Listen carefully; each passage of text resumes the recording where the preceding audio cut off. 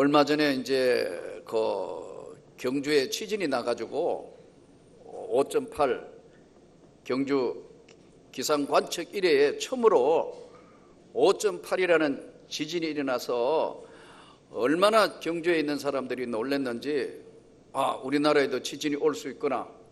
그래서 많이 파괴되고 두렵고 떨리는데, 곧이어서 얼마 있지 않아서 또 5.1 지진이 왔어요.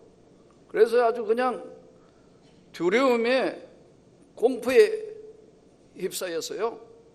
그 다음에 4.5가 여전히 지금도 계속되고 있다고 그러는데, 걱정이 돼서 이제 경주에 목회하는 목사님한테, 잘 아는 분에게 전화를 했어요. 괜찮냐고.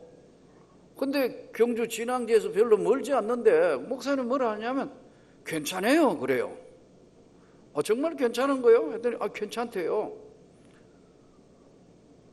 근데 어떻게 괜찮냐 하니까 그 목사님은 고층 건물에 있는 게 아니고 단층에, 사택이 단층에 있어요. 근데 사모님은 늘 아파요. 몸이 이제 항상 몸이 아픈데 쿵 하더니 와 하니까 아픈 사모님이 제일 먼저 도망갔거든요. 하나도 안 아픈 것처럼 그냥 공터로 바람처럼, 목사님도 사모님 쫓아나가니까 쿵 하니까 저같이 따라 나갔는데, 공터에 가니까 넓은 지역이니까요, 뭐 흔들려도 뭐 그런데, 그래서 괜찮았대요. 근데 지진 오고 난 뒤에 우리 집사람이 얼마나 몸 빠른지 알았대요. 쿵 하니까 나도 무조건 밖으로 나가야 되니까요. 그래서 지금 지진이 일어나고 난 뒤에 그 울산, 창원, 부산 이 가까운 지역이잖아요, 밀양. 그래서 이제 걱정돼서 부산에 있는 목사님한테 전화를 했어요. 괜찮았냐고 했더니, 목사님 제가 알다시피 제가 겁이 없는 사람이잖아요. 자기를 자기 소개하는데 제가 봐도 겁이 없는 목사예요. 왜냐하면 체중이 100kg 가까이 나오니까. 거기다 체격도 크고 배프도 크고 뭐 이렇게 목회도 뭐 크게 하고 있고 이렇게 아주 담대한 사람이에요. 근데 이분은 사는 아파트가 30몇 층에 사는데, 이 지금 본인이 사는 데가 20몇 층인가 그래요. 정확하게 23층인지 28층인지 모르겠는데 거기 사는데, 자기는 처음으로 죽음의 공포가 얼마나 두려운가 하는 걸 겪었다는 거예요. 쿵 하더니 막 흔들리는데 어떻게 할지를 모르겠더래요. 어느 엘리베이터 중단돼 버리고 비상 계단까지 막 움직이고 나갈 수가 없고 흔들리니까. 그러니까 그 아파트에 사는 자기 층 전부 30몇 평에서 일시에 마치 축구 한 골 넣은 것처럼 야 두려우니까 공포의 소리, 그 다음에는 막 흔들리니까 죽음이 얼마나 무서운가 하는 걸 한순간에 한번 체험해 봤다는 거예요.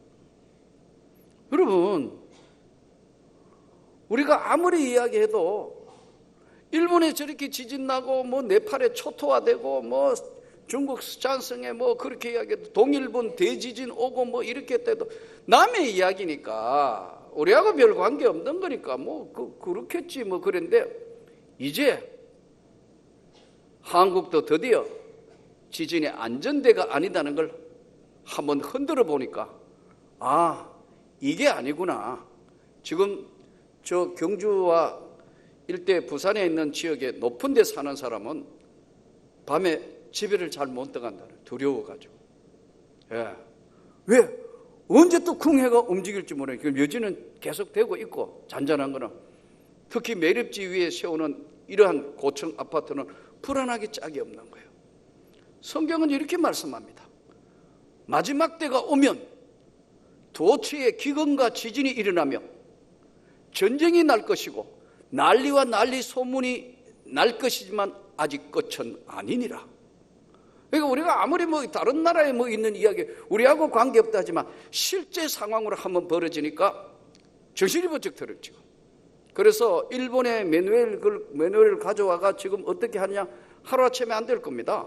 훈련하고 훈련돼야 일본처럼 쫙 하면 움직이는 거지. 아직도 거기에 대한 대비나 훈련이 부족하다는 거예요. 그러니까 요즘 일본에서 지진이 일어났을 때 일어나는 비상 물품을 지금 저 아래쪽에는 막 집집마다 구입하고 난리도 아니에요. 우리는 오늘 예수님이 오늘 이렇게 말씀해요. 요한복음 오늘 3장에 내가 땅의 이야기가 아닌 하늘의 이야기를 하는데 너희가 믿겠냐? 땅의 이야기만 계속하고 땅 속에 지금 어떻게 살고 어떻게 먹고 뭘 어떻게 하고 이런 거 이야기하지만 하늘의 이야기를 하는데 땅의 이야기끝만 자꾸 취하다가 보니까 하늘의 이야기를 하는데 너희가 믿겠느냐? 믿어지냐? 그러나 내 정언은 참되다는 거예요.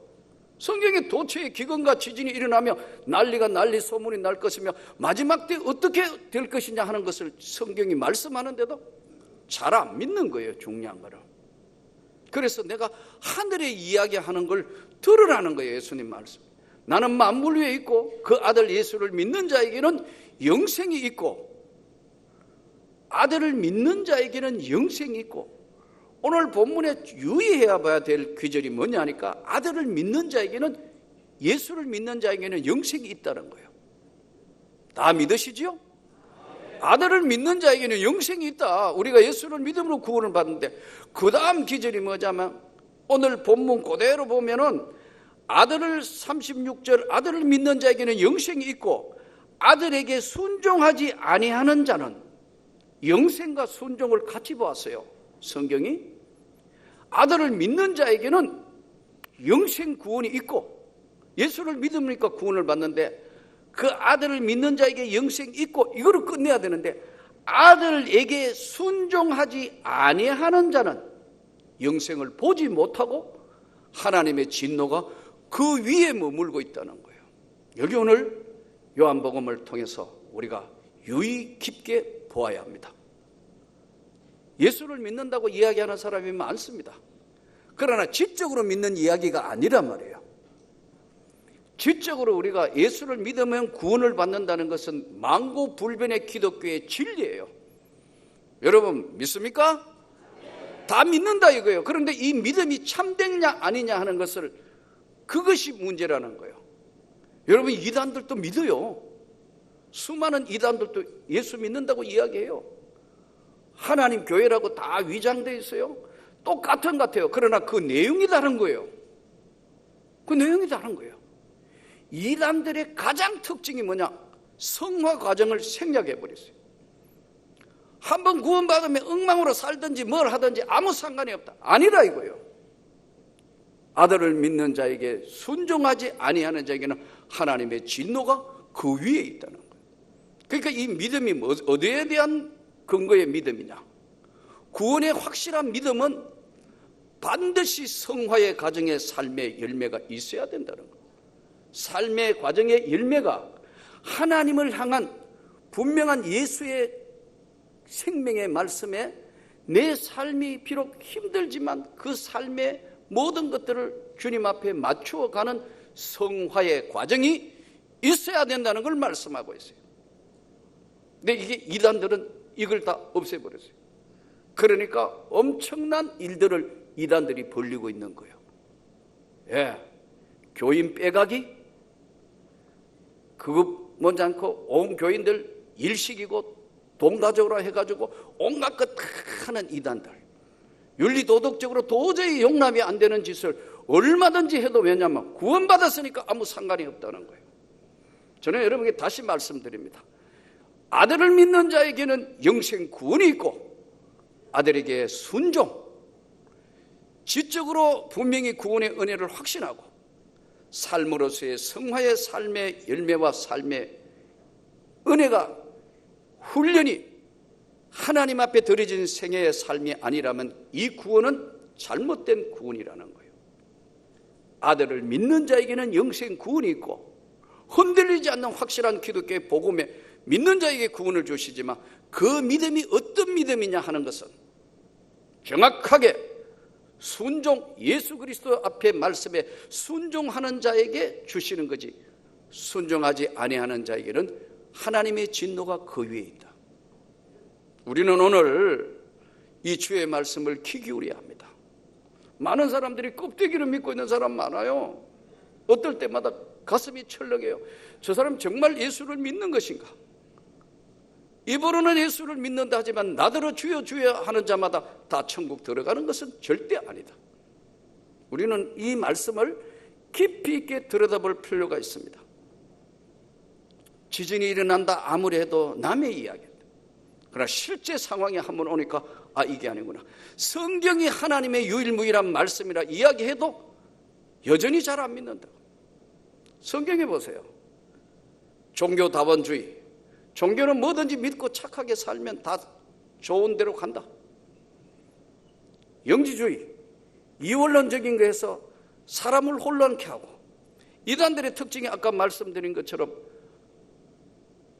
지옥에 나타나는 무서운 영적 벌에 대해서는 다 잠가버렸어요. 오늘날 제가 목사지만 설교 들어오는데 목사님들이 지옥에 대한 설교하는 경우는 거의 없어요. 오늘은 그러나 확실하게 여러분 우리가 이 본문을 통해서는 깊이 들여다보고 생각해야 합니다. 하나님의 진노가 그 위에 있다. 이걸 영적 공갈로 알고 이성주의나 자유주의자들이 다 덮어버렸어요. 그러나 여러분, 지금부터 한 세기 전, 아니 6, 70년 전, 한 세기 6, 70년 전 하더라도요, 영국에서 대각성 운동이 일어났을 때 조나단 에드워드, 조지 휘필더 이런 사람들이 그 살았던 지역이 탄광촌입니다. 이 사람들이 광부들, 가난한 사람들에게 복음이 지냈는데 이 사람들이 얼마나 두렵고 떨리냐면 이 사람 조지 휘필더나 조나단 에드워드의 영적 대각성의 설교를 들으면 6, 70%가 지옥에 대한 설교입니다, 여러분. 어떻게 생각하세요? 우리 한국교회 초창기의 설교는 천국과 지옥에 대한 설교였습니다. 오늘날 지옥에 대한 설교는 눈 닦고 봐도 교인들이 싫어한다고 안 한다. 그럼 오늘 저는 여러분들이 우리가 구원받은 백성이 얼마나 귀하다는 걸 다시 한번 축복받은 삶이란 걸 깨달을 수 있기를 축복합니다. 분명하게 알아야 된다. 하나님의 진노가 그 위에 있다는 거예요. 그 위에. 무서운 말씀이에요. 제가 영국 집회를 갔을 때 조나단 에드워드, 조지 휘필더 그 교회를 가봤다가 여기 가서 기도를 하는데 눈물이 나더라고요. 이야, 이 영국도 지금 황폐해졌구나. 근데 그래도 그 몇몇 사람 남아가 찬양 준비하고 뭐 그런데 아주 힘이 없는 교회가 됐어요. 우리가 지진이 온다고 해도 실제로 안 겪어보니까 아무 관계 없는데 진짜 지진이 한번 오니까 진짜 지옥이 있구나. 천국이 정말 있구나. 우리 이렇게 살면 안 되는구나. 위기감을 느낍니다. 지진에 대한 대비를 해야 되는구나. 지진이 여러분 예고하고 옵니까? 그날에는 아무도 모른다. 성경이 여러분 우리에게 깨어 경성하고 기도하고 신랑을 준비하는 신부처럼 준비해라. 성경이 계속해서 말씀하는데 우리는 무감각해졌어요. 무감각해졌다고. 보통 무감각해진 게 아니에요. 예? 누가복음 16장에는 무서운 지옥에 대한 것을 리얼하게 말씀하고 있어요. 뭘 이야기하고 있느냐? 우리가 잘 아는 대로 부자와 거지 나사로에 대한 이야기가 나오고 있다. 한 부자가 있어. 날마다 자색업소로 잘 먹고 살다가 부자가 죽고 거지 나사로도 죽어. 그 다음 장면이 거지 나사로는 하나님을 바로 믿었기 때문에 아브라함 품 천국에 있는데 부자는 무서운 지옥에 있어서 지금 뜨겁고 지옥불에 견딜 수 없어서 이렇게 구원을 요청합니다. 아버지 아브라함이요, 저 우리 집에 있었던 거지 나사로를 좀 보내가 혓바닥에다가 물 한 방울만 좀 찍어 주십시오. 예, 너는 살았을 때 좋은 것을 했는데 오고 큰 구렁이 있어서 오고 갈 수 없다. 천국과 지옥을 죽어서는 오고 갈 수 없는 곳이다. 그러니까 16장 28절에 이렇게 이야기합니다. 그러면 이 아브라함에게 부자가 이렇게 자기 형제, 네 형제 다섯이 있으니 그들에게 정언하여 그들로 이 고통받는 곳에는 오지 않게 하소서. 자기가 지금 지옥의 어마어마한 고통 속에서 내 형제가 5명 있는데 나사로 보내가지고 죽은 나사로 보내가 이야기하면 될 거라고 하는데 죽은 나사로가 다시 가도 이야기해도 그들은 안 믿을 거라고. 우리는 오늘 이 무서운 지옥 같은 이것이 있을 것인가 없을 것인가 그런 생각이 잡힌데, 여러분 정말 우리가 예수 안에서 잘 죽어야 합니다. 여러분, 무서운 지옥에 있는 저 영혼들을 정말 구원할 수 있도록 하나님 앞에 기도하고, 우리 삶이 구원받은 삶이 얼마나 소중하다는 걸 알고, 오늘 하루도 날마다, 아니 이 세상의 최고의 모든 것이 내가 하나님께 선택받고 구원받은 삶이다. 마태복음 5장, 6장, 7장을 우리는 황금의 장이라고 그럽니다. 예수님의 사상, 예수님의 정신세계, 예수님의 말씀을 압축해놨어요. 근데 모든 압축한 예수님의 말씀의 가장 핵심이 뭐냐? 6장 33절. 너희는 먼저 그의 나라와 그의 의를 구하라. 그래야하면 이 모든 것은 이 땅의 삶은 더하여 주신다. 근데 우리 삶은 대부분 거꾸로 구해요. 먼저 그의 나라와 그의 의를 구해야 되는데 대부분 거꾸로. 그렇겠지 뭐. 에이, 지진 뭐 있지만 그거 잘 있겠어? 대한민국에는 없다 하던데. 아니다는 게 한번 증명되니까 완전히 삶이 달라졌어요. 지진 공포 여러분, 우리는 못 느껴봤기 때문에 아마 이 가운데는 몇 분은 느껴보셨을 거예요. 오래전에 10수년도 넘었는데 미국 LA가 집회를 갔어요. 지진이 그때 뭐 4점 몇인가 왔다 그러는데, 밤인데 목사님 사택에서 자고 있을 텐데 쿵 하더니 누워있는데 침대가 왔다 갔다 하는 거예요. 자다가 깨가 나는 이렇게 생각했어요. 아, 목사님 좀 좋은 침대 하지, 이거 다 찌그러져 가는 침대 줘가지고 이거 몸부림치니까 왔다 갔다 하는 줄 알았어요. 이 바보가 뭐 이런데 그거 보니까 이게 아니야. 침대가 막 좌우로 움직이네요. 보니까 천장에 달아놓은 것들이 왔다 갔다 하네. 지진이구나. 이 LA 지진 많다더니 지진이구나. 그러니 목사님이 놀래가, 내가 혹시 다치거나 놀래가 싶어 목사님이 한밤중에 일어나고 와가지고 목사님 괜찮아요? 하는데 괜찮아요가 왔다 갔다 하네요. 그러니까 난 더 불안한 거예요. 괜찮아요? 하는데 왔다 갔다 하면 괜찮아요. 그래요. 안 괜찮아요. 그러다가 툭툭툭툭툭 멈추더라고. 야, 이 동네 천사의 도시, 1000당은 안 되고 900당은 되는 동네도 안전한 데는 없구나.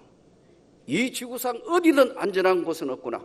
주 안에가 안전한 곳이구나. 이거 아무것도 아니구나. 이거 집회 마치고 돌아오면서 여기 사는 사람, 이 좋은 맑은 공기, 이 좋은 환경들, 하나님은 공평하시구나.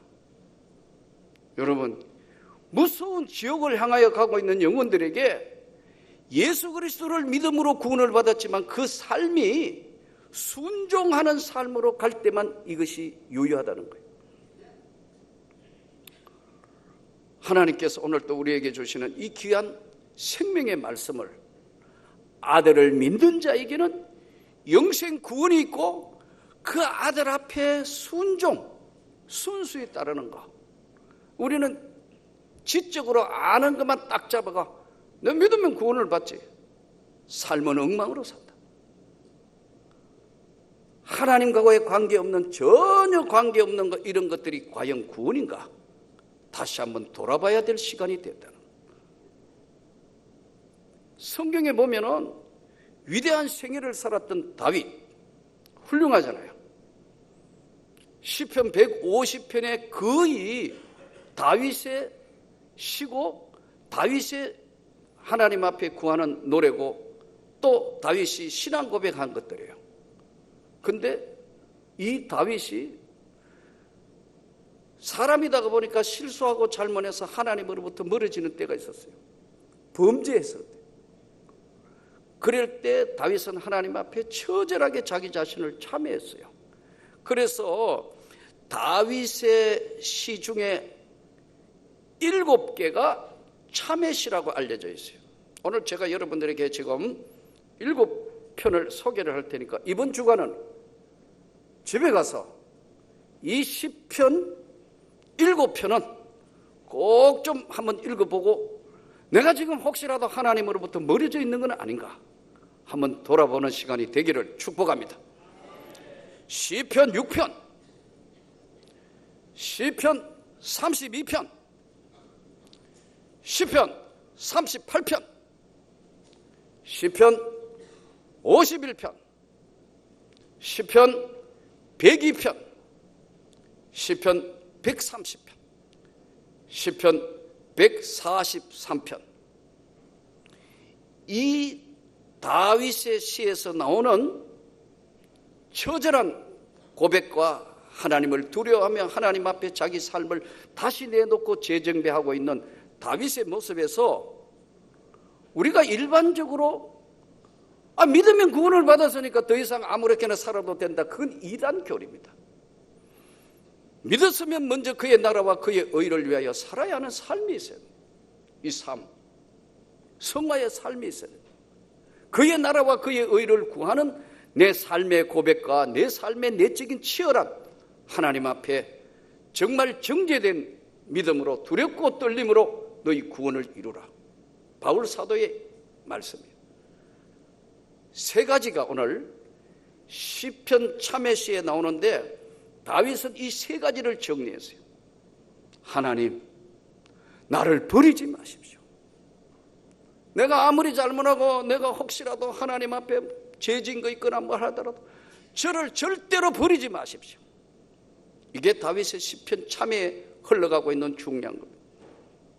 2번째, 저를 멀리하지 마십시오. 내가 잘못했다고 미워하거나 멀리하지 마십시오. 여러분, 사람은 살다가 보면 항상 좋을 때가 아닙니다. 부부도 서로 다투기 시작하면 멀어집니다. 너무 독한 말 오고 가고 나면 그 다음에는 정말 꼴도 보기 싫어지는 겁니다. 인간이다 보니 그렇습니다. 하물며 우리가 교회 안에서나 우리 직장 안에나 어디나 마음에 상처를 준 사람 있으면 너무너무 가슴 아파서 피하게 되어 있습니다. 나를 버리지 마십시오. 하나님, 나를 멀리하지 마십시오. 나를 멀리 가까이 하라고 멀리 하지 마십시오. 나를 버리지 마시고 멀리하지 마시고 하나님, 저를 속히 도와주십시오. 내가 잘못했다 하더라도 내가 부족하더라도 속히 나를 도와주옵소서. 이게 다윗의 시편의 참회시의 특징입니다.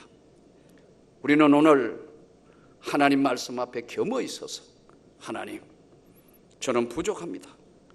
그래서 내가 부족하다 할지라도 영생 구원을 주신 하나님 앞에 부끄럽지 않는 삶이 되도록 내 삶도 모든 것을 최선을 다해서 그의 나라와 그의 의를 구하는 사람이 되게 해 주옵소서.